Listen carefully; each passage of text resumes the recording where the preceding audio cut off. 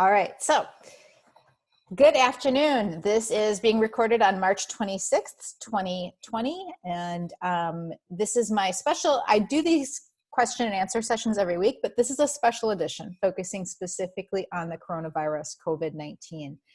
Specifically, I wanted to share some specific information I've received from a naturopathic doctor about kind of what they do believe may work and help people prevent becoming sick, and then if they do become sick, getting healthier more quickly. The document that I'm getting this information from says specifically that this is meant not to replace what the public health authorities are telling us to do. This is meant to augment that. So that's important. So this is not like do this instead of social distancing and instead of hand washing. And it's also not instead of getting medication. This is augmenting that. So if you become ill, this would be in addition to anything that the conventional doctors would do, not instead of. And they also wanted to make sure to point out that none of this has actually been validated in human trials, because there have been no human trials of this novel virus that we've only known about for about 3 months. So that's important to understand. But they do know that, based on similar viruses and some, in just scientific evidence, they can speculate and they can give us some very specific guidelines that are likely to be helpful, or at the very least be neutral in their effect. So that's what I want to share. And so I'm actually going to, I wanted to make sure I say my disclaimer, because especially today, this is really important. This isn't medical advice. I don't diagnose or treat any disease. And even if I did, in a context like this, this is always information that's just for general information. So this is not medical advice, not a substitute for medical advice. Again, if you're joining live, you can type any questions that you might have in the chat box. But I'm going to just stop the screen sharing here so it comes back to just being my face, hopefully in a large view. So I will pin that and make sure that you guys can see me. Okay, so I'm going to start with risk reduction, first of all. So how do we reduce our risk of actually getting sick? The first 2 bulleted points on this document, and I agree with them completely, but now I have some science behind it, are sleep and stress management. So here's the study that they cited, which I think is really cool. They were looking at rhinovirus, so just the common cold, but there's enough evidence that this would be the same for other viruses. When they looked at people who were over 7 consecutive days, so remember this is not like a one night of poor sleep, but over consecutive 7 days, who got less than 5 hours a night of sleep over those times at averaging, and then compared that to the people who were sleeping at least 7 hours per night, there was a 350% increase in the likelihood that they would get the cold once they were exposed to it. So that's why sleep is so important. So we have seen this evidence here that is important. Why it works is because having sleep deprivation actually increases your ability to become inflamed. And inflammation is the major driver here. Additionally, this is really interesting. So you've probably all heard that children are not getting affected as much by the coronavirus. Like they're catching it, but they aren't necessarily getting sick or very sick. One of the theories is that children actually have a higher level of melatonin in their bloodstream, and that might be protective for them. And one of the ways that we can actually improve our melatonin secretion is by making sure we're doing our best to get adequate sleep. Interesting, we always think of melatonin as being necessary for sleep, but it's like a cycle.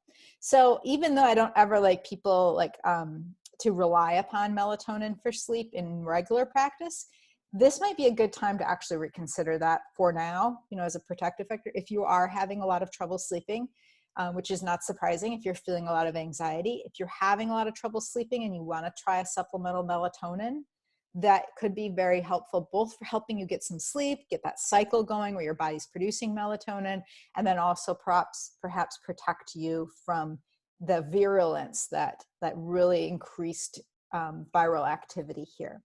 So that's the first thing that these experts came up with, and I completely agree with, that we want to be trying to get sleep. But remember, because we're all probably feeling a little bit on edge and maybe not getting the sleep that we would like if we're feeling, kind of nervous or anxious. It's not that like one bad night of sleep is then the problem. These studies looked at, over 7 days, chronic sleep deprivation, and people who are not necessarily like having insomnia per se, but who are like, just being forced to stay up late. This was done in a lab, so they like forced them to stay up and kept them from sleeping. So we don't really know what happens if you just have one bad night of sleep, but my theory is that it isn't nearly as harmful as if it's over time, the chronic sleep deprivation. So I think that's really important lesson here, is to remember how important it is to get sleep. And then stress management is the second, recommendation from these integrative doctors who put together the document that I'm sharing. They looked at mice studies, and they saw that when you subject mice to stressors, the specific pathway in their inflammasome actually gets activated.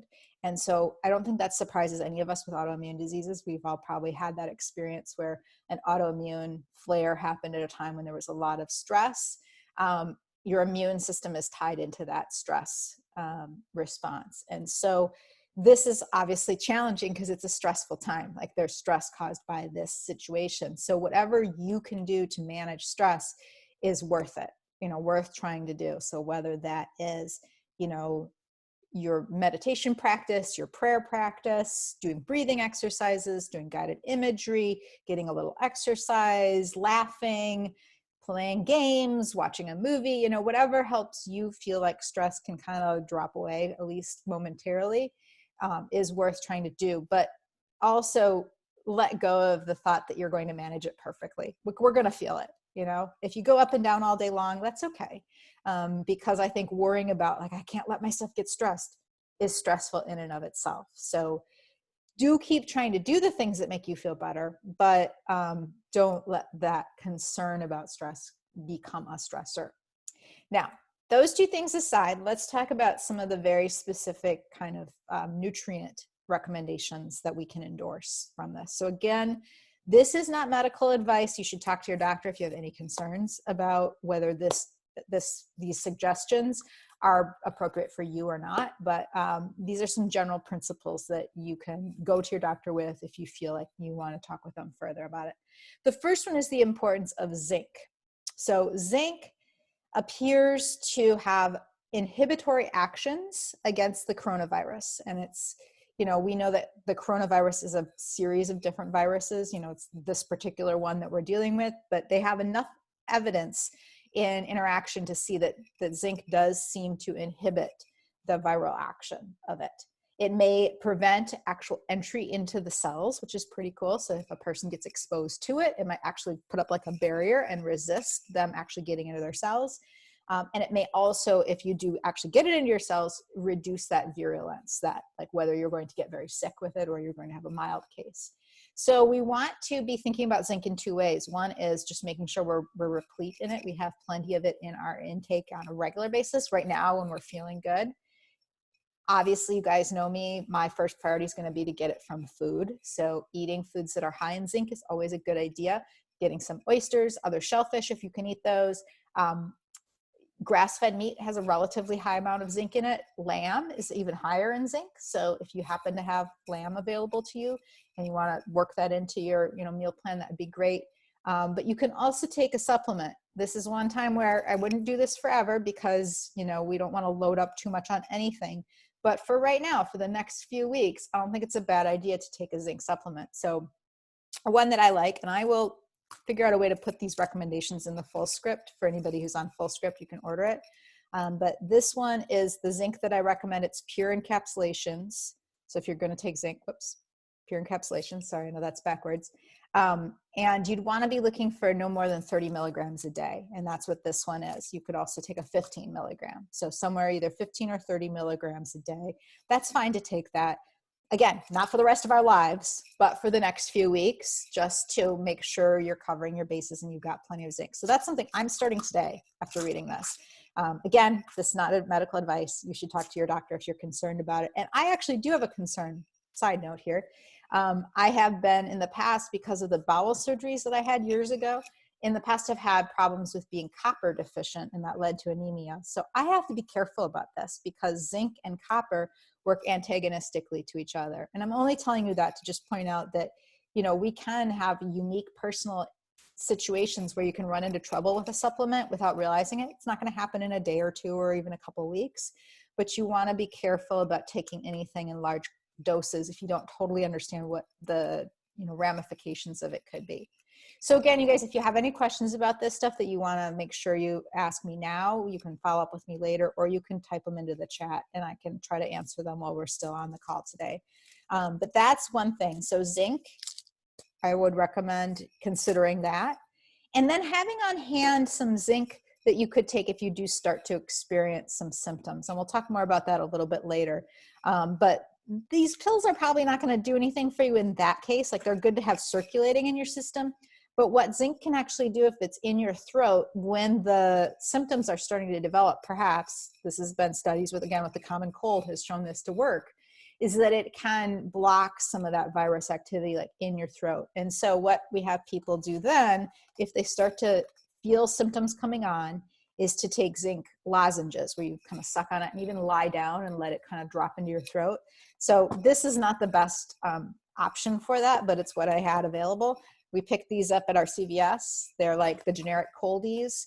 Not ideal. They do have corn syrup in them. So if anybody is really sensitive to that kind of stuff, you'd want to be careful about it. But I've taken this before and never had any problems, even though I wish it wasn't corn syrup. But it doesn't have any artificial colors though. So I like this one because it's not red. It's actually like a clear color, even though it's got kind of a cherry flavor. So this is something to just have on hand. I'm not going to open the box unless I need it. My other thought was that if you couldn't get these, because I think they're in kind of short supply, is that you could use a liquid zinc. I have no idea if this has been studied, but it seems like the theory of it would be the same to me. So if you have some aqueous zinc, or you can order it through Fullscript, if you can't get lozenges, my thought would be that you could like gargle with it or sort of like let it come down your throat. So again, these are for if you actually start to get sick, to help you not get sicker. So that's one recommendation that I'm endorsing, zinc.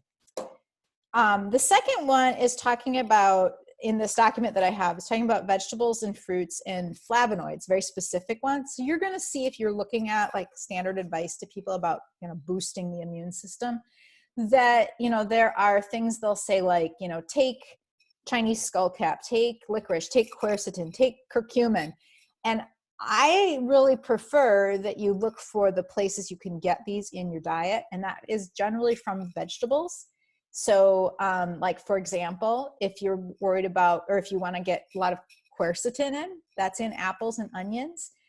Myceritin, which is another flavonoid, is in high doses in tomatoes, which a lot of us don't eat because of it being a nightshade, but it's also in oranges and berries and nuts. And then there's another flavonoid that's high in amounts in celery and parsley, and then things that we don't even really have kind of calculated yet. So the recommendation is 5 to 7 servings of vegetables every day, and then also 2 to 3 servings of fruit. And I mean that. I think a lot of us start to think of fruit as like a treat, like maybe we should limit our fruit because we've heard it's high in sugar. I don't think that's a good advice right now. Like, I think fruit is mostly good for you. It gives you some pleasure. It's got a lot of liquid in it, so you're getting a little bit more hydration, and it has a lot of these flavonoids that we need. So especially if it's fruit that's high in vitamin C, that's the next recommendation. So citrus fruits, all the citrus fruits you want to eat right now, feel free. Berries, because of any kind, blueberries, cherries, strawberries, they're all a really good source of some of these other flavonoids that, again, have been shown to have some specific immune effects. Again, not necessarily in clinical trials with this specific virus, but similar viruses.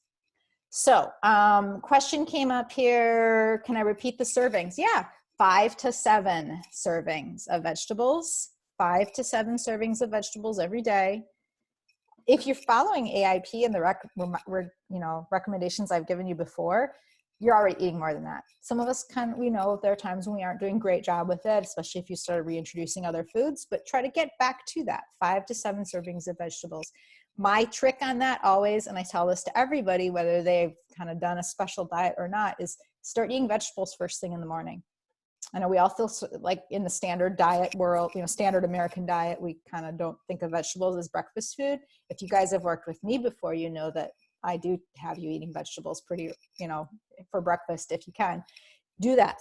Have a couple servings of vegetables at breakfast and then continue there.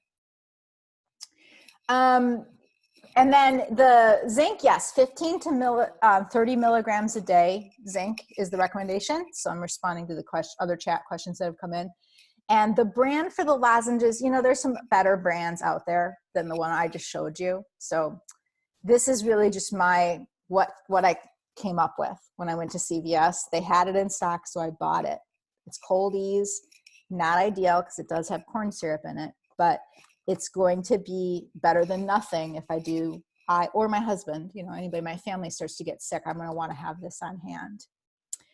Zinc and C canceling each other out. I have not heard that. That I don't know, but I can double check on that and get back to you. I haven't heard that one. It's good to, spread everything out, I think, throughout the day. So again, if we're getting this stuff from food, these are just happening. We're eating vitamin C at different times. And zinc at different times. It's better to get it from food because it's going to be packaged in the way your body can handle it. Anytime we're taking a supplement, it's going to be, something that maybe our body isn't all that used to dealing with. Yes, zinc is hard to find right now. I agree. So it's important to get it from your food if you can. So you know what? Zinc is hard to find, but you can still get canned oysters and they have a lot of zinc in them. So that's what I've done. I've got a cabinet full of smoked canned oysters. They're not my favorite food in the world, but when I know that I need that nutrient, I will go for it. So that's one thing. And then fruits, we're looking at 2 to 3 servings of fruits. So 5 to 7 of vegetables, 2 to 3 of fruits, but you don't have to count them. You just know a lot of vegetables, a lot of fruits. Yeah. So feel free, keep the questions coming. I'm going to try to do my best here, but also I want to honor everybody's time and move on because the next recommendation is vitamin C. So like these flavonoids that I was talking about before that are found in all these fruits and vegetables, vitamin C, ascorbic acid, is supposed to also inhibit some of this inflammasome activation. So it's not necessarily going to keep you from getting sick like the zinc might perhaps do, but it will help you have a better reaction to being sick and less inflammation or more appropriate inflammation. It has been found in clinical trials to shorten the frequency, duration, and severity of the common cold. And I also just recently saw a news article that they're using it in hospitals right now as part of their throw everything at people who are really sick with the COVID-19 illness. So, this is not that far-fetched here. So the vitamin C dosing is tough because some of us, especially if you've got bowel issues, are going to take a vitamin C supplement and then have diarrhea from it. So the range of recommended dosing for vitamin C is really wide. And so the best thing to do is, again, to get it from food. But if you do want to take a supplement, try to stay under 3,000 milligrams per day with the supplement form that you're taking. You could maybe go a little higher than that and see how your gut does with it. But if you start to get any gut symptoms, any diarrhea, that's a clear sign that it's too much and your body's not processing it. It's not handling it. So I'll tell you what I'm doing personally. I am taking a zinc supplement, but I am not taking a specific vitamin C supplement because I've had that experience in the past where it's messed up my digestion. So what I'm instead doing is I'm going to buy some more next time I get, some groceries. I'm going to get even more orange juice, grapefruits, all the vitamin C rich foods. And I'm sticking with that because there's trade-offs with all of these things. I want to make sure my digestion keeps working well too. Okay. Next on my list, got a lot of things I want to cover. Next on my list is melatonin. And as I mentioned before, the melatonin is really interesting because this age-related kind of factor for coronavirus, the seriousness of it in some people, they theorize is likely due to the way that melatonin inhibits activation of a particular part of the inflammasome, this inflammatory reaction in your immune system. And children naturally have more melatonin, and as we get older, we produce less of it. And there's probably like a biological evolutionary reason for that, but unfortunately, when it comes to this, it puts us who are, older, at a disadvantage when it comes to dealing with this virus. So we might be able to assist ourselves by taking melatonin. So that would be something you can try to do. Again, you might talk to your doctor if you're not sure about that. The dosing is widely varied. I have no dosing specific recommendations. The doctor who shared this information with me said she didn't either. She said, it could be as small as a fraction of a milligram, up to no more than 20 milligrams, but 20 milligrams would be extremely high. So when you buy melatonin for like a sleep aid, usually it's in like a 1 or a 3 or a 5 milligram tablet. And that should be fine. We don't need to go crazy on this. Take it when you go to sleep. It'll help you sleep a little bit also, but it is something to consider doing for the short term, and then getting yourself into a good sleep rhythm. So that's the other one that I'm doing now. So I am doing the zinc, I am doing all the vegetables, and I am going to do the melatonin starting tonight. A couple of people have talked to me about elderberry, and I had kind of not clear information until recently on that. The short answer on elderberry is that it appears that it is helpful for prevention, but if you start to feel sick, if you think you caught it, and especially if you have a positive test, if you really are sick for sure, but even if you're just wondering, you should stop taking it. So the elderberry does seem to be helpful in inhibiting replication and attachment of a similar coronavirus to COVID-19. And there's some evidence-based systematic reviews that show that it's supportive for influenza as well. So we know this, a lot of people already know this. But once you have actually gotten sick with this coronavirus, if you get it, it would then perhaps cause what they're calling a cytokine storm, or it can contribute to it. I shouldn't say it causes it. So elderberry is an example of something to be cautious of. If you take it already and you do well with it, you can continue to take it as a preventive measure, but it's one of those things that you would not start taking if you start to feel like you're getting sick. So this is like, we have to kind of keep all this in mind, but I'll try to keep it really simple. If you start to feel sick, you take zinc. Yep. If you start to feel sick, you stop taking elderberry if you were taking elderberry. I don't think we all need to rush out and start taking elderberry if we hadn't been, but if that was something you're already doing, as a lot of people I know in the natural kind of health world have been doing with themselves, their family, their kids for influenza, it seems like it's fine to continue it. It might even be helpful, but I would stop right away if you feel any symptoms coming on, just to be on the safe side that you're not actually inadvertently contributing to maybe making yourself have a harder time fighting it off. Vitamin D falls into that same category. So if you take vitamin D, especially if you've been recommended it by a doctor, keep doing that, but don't start taking supplemental vitamin D if you start to feel symptoms, if that makes sense. So vitamin D is something that should ideally be getting it from food and from sunlight, but if we are people who need to take it, I'm a person who needs to take it, again, because of the bowel surgeries I've had in the past, and a lot of clients I've worked with have found that they need it too. They've had low vitamin D on blood tests, and they are recommended by their doctor to take it on a regular basis. It's fine to continue that, but it would be something you would want to stop if you feel symptoms coming on.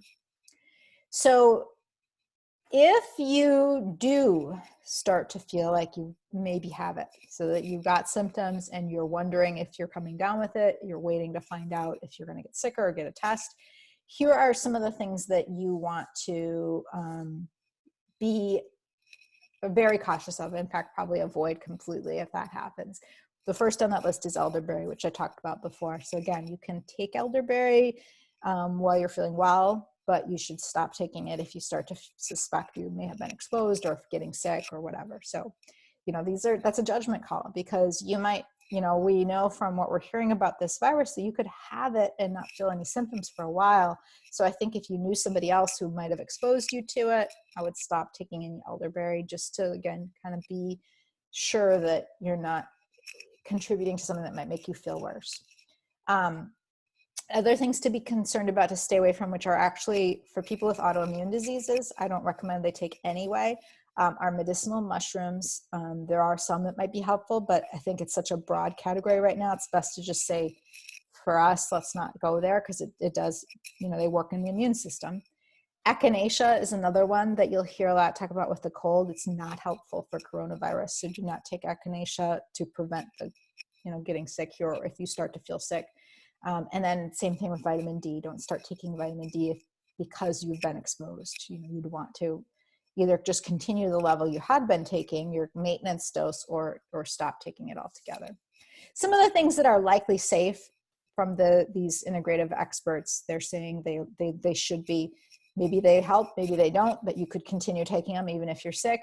Garlic, if you take a garlic supplement, of course, obviously you can eat garlic. If you take a quercetin supplement, you can continue that. If you take zinc, we already talked about that, you can continue that and maybe take more. And then vitamin A and vitamin C.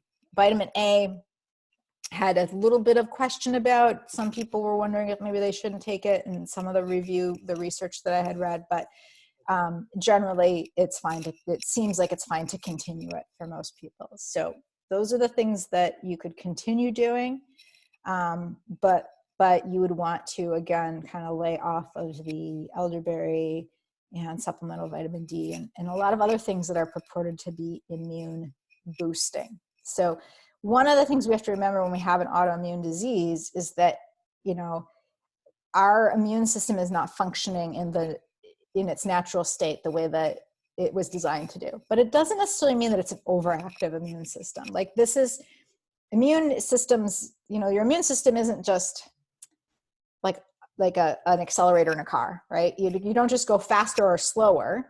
It functions in a lot of complicated ways. So immune boosting activities might be beneficial for everybody, but they are not always a great idea for us to do. So I always suggest that anybody with an immune system concern, autoimmunity or something else, try to be really careful about anything that purports to be immune boosting. But the natural immune boosting things are helpful. So just connecting with other people, laughing, smiling, reducing stress, getting sleep, getting some exercise, the appropriate amounts of exercise, those will, I hate to even use the same word, but those boost your immune system in that they modulate it. They improve your immune functioning. Whether your immune system was inclined to overreact or to underreact, it's going to help it properly react. So think of it that way.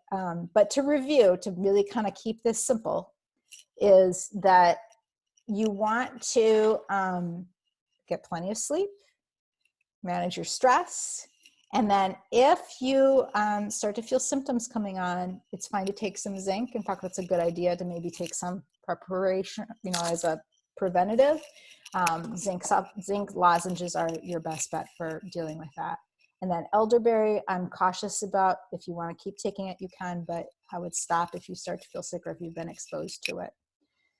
All right, I'm going to pause there and see if anybody who's watching live has any other questions you want to type in. Is elderberry a nightshade? Great question. No, it's not. Elderberry is a berry, and it's pretty cool, like what it can do, and there have been some scientific studies for it.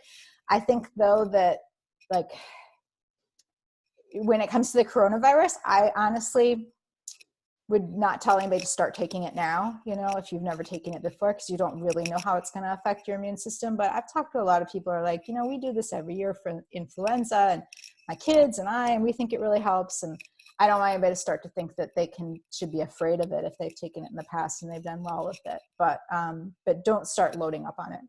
Another question, back to vitamin D. So the question comes from somebody who asks about a doctor prescribed it, but she feels ill-informed. Yeah, if your doctor prescribed it, stick with the doctor. I mean, like, doctors don't prescribe vitamin D unless they've got a blood test that says that you're low in it and you need it. So if you need it, you need it. This is not what we're talking about here. I'm talking about people who just are like, I heard vitamin D will help me fight this off. And so they start taking it in high doses in order to avoid getting sick or to get well better. Or faster, I mean. So if you have been prescribed vitamin D, continue taking it unless your doctor tells you otherwise. because clearly, you know, you have a need for it. And it's an easy blood test. And I recommend everybody get tested for it. You know, have their doctor do that blood test if your doctor doesn't think to do it at least once a year. But if it's low, maybe do it more often. Zinc, is zinc safe to start even if you don't know if you're low?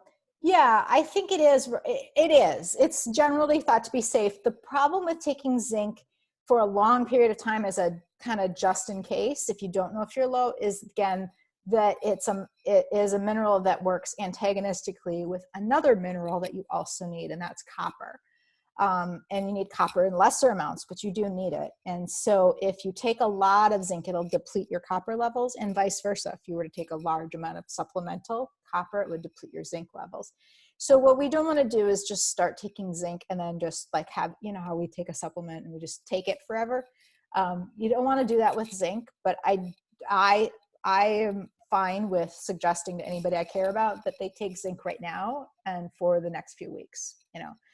And then maybe take a break from it, or look into getting a supplement that has both zinc and copper in it in the right proportional doses. Those might be hard to find right now because this is the thing everybody's looking for. But if you can take some zinc, if you've got some zinc supplements, you can take them. If you can't find it, because I know it's hard to find in the stores right now and sold out, then you just load up in the zinc-rich foods and try to eat a lot of those. And it's not like this is going to be, you know, this isn't like garlic warding off vampires. It's not going to be magic, but it's a little something that we can do. And it's perfectly safe as long as you're not talking about just taking it, you know, for the next 3 years. You know what I mean? And I'm throwing numbers out there. I don't really know how long. Yeah, I'll put it on full script for you. For those of you who have a full script profile with me, if we've worked together in the past, you still do. I have no idea how much ones they have in stock, but my favorite brand is Pure Encapsulations. But I'll put that on there as well so that you can, and also the melatonin that I would recommend if anybody wants to take that. Okay, you guys, I have to wrap things up here. If you have follow-up questions, you guys all know how to reach me. You can email me. Please do email me and let me know if you have any follow-up questions you want me to address. And then I will see if we need to schedule another session like this. I was recording this. I'm going to save this recording, share it with everybody who tuned in. So you all will see this. You can watch it again if you want to listen to me babble again. But then other people who are interested can watch it as well. So I appreciate you guys. Always, I appreciate you. Stay well. Keep me posted. Let me know if there's anything that I can do for you. And it's nice to see all your faces again. Bye.